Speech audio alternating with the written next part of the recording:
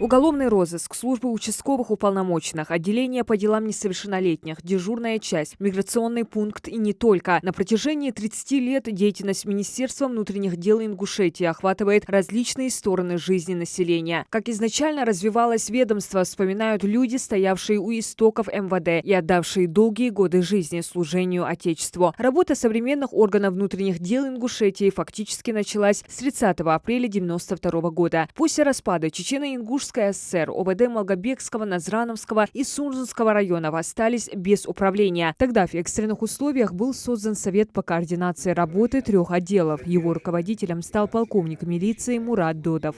Он до этого работал заместителем министра МВД Чечено-Ингушской республики. Ограниченное количество людей, а всего людей-то работало в этих 3 подразделениях, 3 райотделах, 270 человек. Ну, плюс еще вновь созданное управление. В общей сложности 300 человек работников.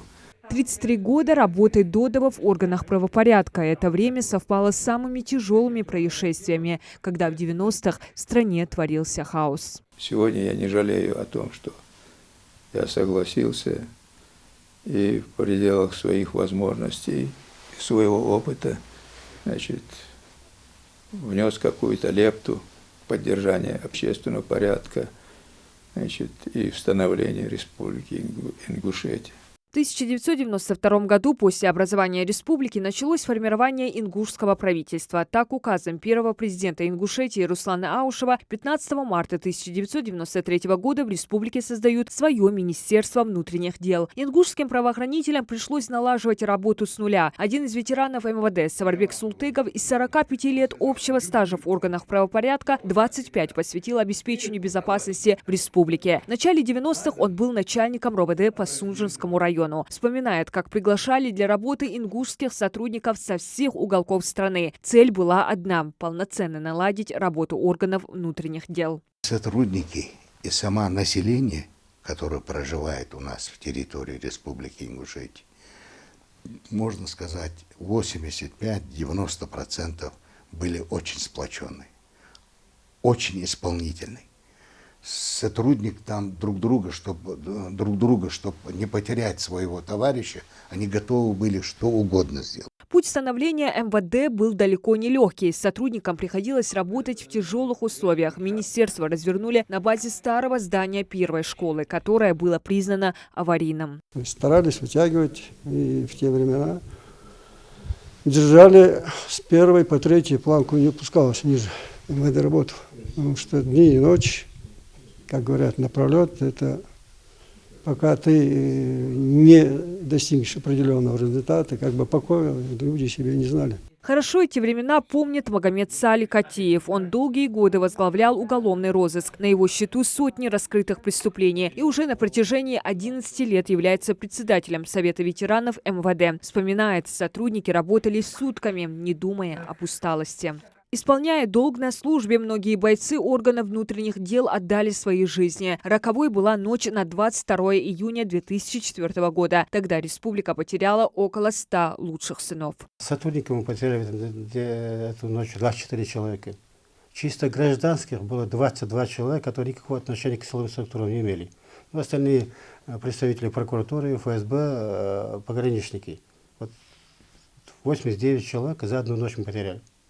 Это была страшная картина.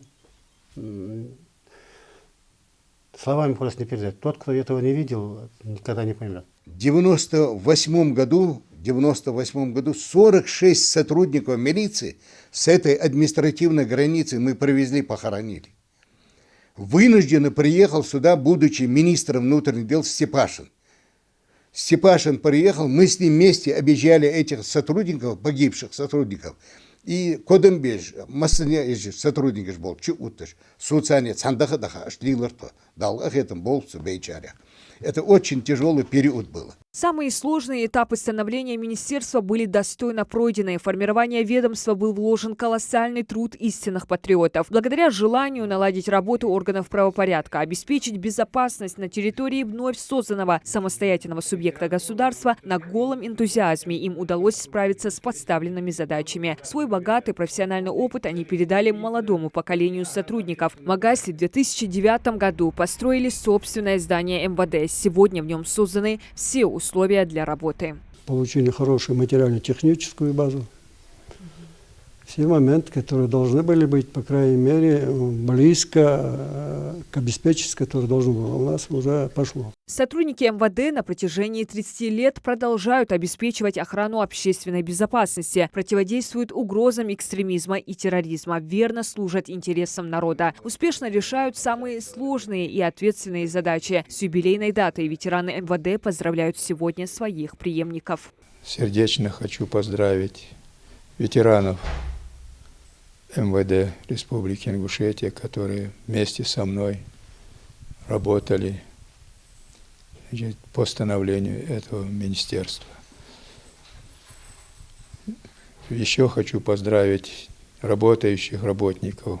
Желаю им крепкого здоровья прежде всего, успехов в службе. В первую очередь он должен быть добросовестный, исполнять приказы, нормативы, чтобы он всегда чувствовал, что он ингуш, и ни в коем случае не подводить своих друзей, товарищей. Вот это самое главное. Чтобы семейных благополучий было, чтобы наша республика расцветала, чтобы в республике у нас было меньше преступлений, чтобы мы жили и будем жить дальше, также в цивилизованном, прекрасном, большом, красивом государстве. Пусть всегда у них в доме будет уют, тепло и хорошая погода. На сегодняшний день в Министерстве внутренних дел Ингушетии действует 11 управлений, трудятся несколько тысяч человек. Сотрудники МВД всегда отличались высоким профессионализмом, работоспособностью и преданностью служебному долгу. И даже в самое трудное время они всегда находятся на страже Родины, на передовой в борьбе с преступностью. Диана Дударова, Асхаб Белакеев. Новости 24.